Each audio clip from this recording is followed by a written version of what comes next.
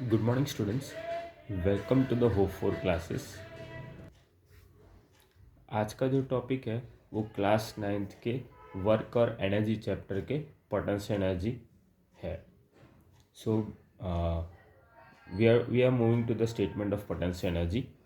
Potential energy means what? It is the stored energy of an object due to its position, shape or configuration.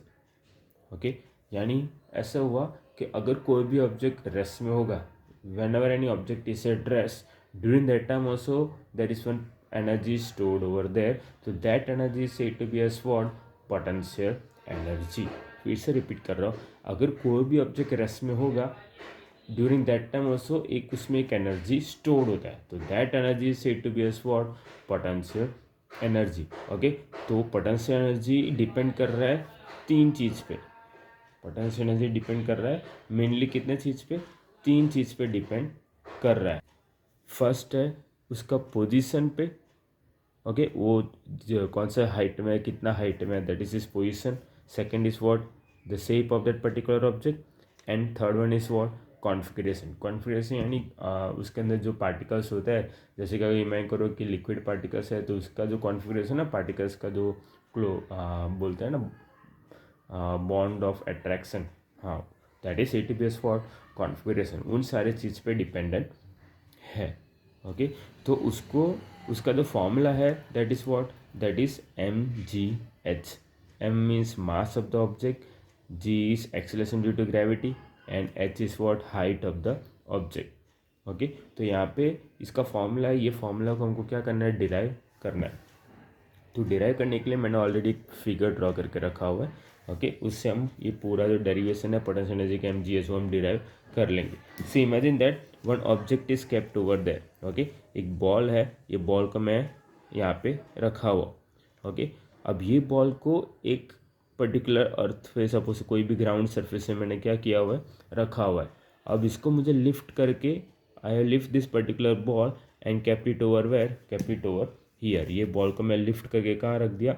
ये ball को मैं lift करके यहाँ पे रख दिया. ओके, डूइंग दैट टाइम जैसे ही मैं इसको लिफ्ट किया, doing that time I have applied force over there, है ना. जैसे ही मैं इसको लिफ्ट करूँगा ऊपर की तरफ, मैं इसको लिफ्ट कर रहा हूँ, doing that time what will happen? I am applying one force over there. Am I right और रॉन्ग? हाँ, तो जैसे ही मैं फोर्स कर रहा हूँ तो I am doing work over there, है ना.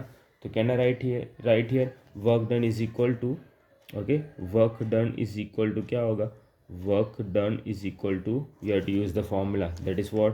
Force into displacement cos theta, है ना. ये फॉर्मूला है ना. हाँ, work done is equal to force into displacement cos theta. Okay, तो वर्क डन जैसे करेंगे तो इसमें देखो फोर्स जो अप्लाई हो रहा है, okay, by we know the formula of force by Newton which law? By Newton second law, है ना. तो इसको मैं शॉर्ट फॉर्म में लिखने के लिए मैं लिख देता हूँ work done is equal to F into s cos theta. Okay, this is my equation number, ये मेरा क्या बन गया? Equation number 1. Okay, we know that we know the formula of force. Okay, we know the formula of force by Newtons which law? By Newtons कौन सा law है? Second law. हाँ, क्या है? That is F is equal to क्या होगा? ma, है ना. यही है ना न्यूटन सेकंड लॉ का formula. F is equal to ma. इसको ही मैं कहाँ पुट करूँगा? Okay, put in equation number 1. Equation 1 में मुझे रखना है. तो देखो, then I will get W is equal to ma into s cos theta, है ना. ma into s cos theta, है ना. अब देखो, अब है ना, जैसे ही मैं इसको लिफ्ट कर रहा हूँ, ओके, मैंने वर्क डन किया, तो वर्क डन कर रहा है तो यहाँ पे ओके एक क्या कर रहा है? एक डिस्टेंस, एक पोजीशन ले रहा है ना, यहाँ से लेके यहाँ तक उसका जो पोजीशन है that is said to be as what? That position is said to be, I am consider as what? Height, है ना. तो एस का जगह पे मैं क्या लिख दूंगा? एस का जगह पे मैं क्या वैल्यू पुटअप कर दूंगा? एच. तो यहाँ पे मैं लिख दूंगा ओके, ड्यू टू इस पोजीशन, ड्यू टू इस position on a certain height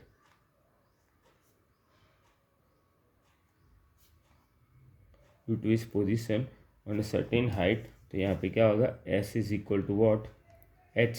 okay, s का वैल्यू पे मैं क्या पुट करूँगा, h. तो देखो, तो I will get w is equal to, okay, w is equal to m a into s का जगह पे क्या पुट करूँगा मैं, एस का जगह पे h. Okay, m a into h cos theta. Now you will find the angle, है ना, कॉस टीटा ढूंढना है.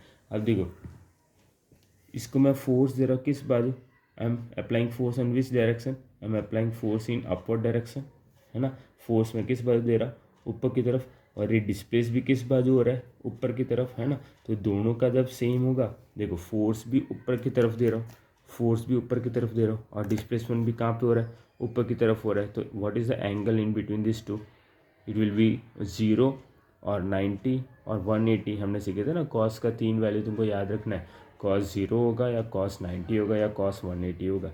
देखो कौन सा होगा, जब डिस्टेंस भी, डिस्प्लेसमेंट भी ऊपर हो रहा है और फोर्स भी ऊपर लग रहा है, तो उन दोनों के बीच का जो एंगल है that will be how much, 0 degree. Am I right और रॉन्ग, यस. तो we can put W is equal to m a into h cos 0 degree, है ना.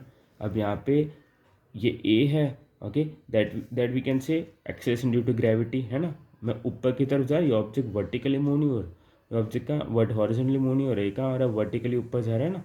तो can we write A is equal to what, H, है ना. तो यहाँ पे लिख देंगे where A is equal to क्या होगा, G, acceleration due to gravity, है ना. तो देखो we get W is equal to m g h into cos 0 का वैल्यू क्या है, कॉस 0 विल बी 1. तो हमको क्या मिला, अब देखो वर्क डन को भी मैं क्या लिखूँगा, वर्क डन यानी क्या है, मैं लिफ्ट कर रहा हूँ उसको ऊपर की तरफ, बट हाँ बॉल अभी भी मेरे हाथ में कैसा है, रेस्ट में, है ना.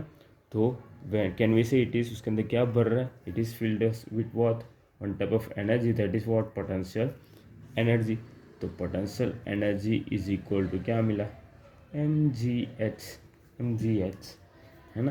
देखो यही हमको मिला ना, सेम इक्वेशन मुझे मिला है जो मैंने ऊपर लिखा है. देखो W इज इक्वल टू क्या था, potential is equal to m g h, है ना. तो वही मुझे मिला यहाँ पे, potential is equal to m g H.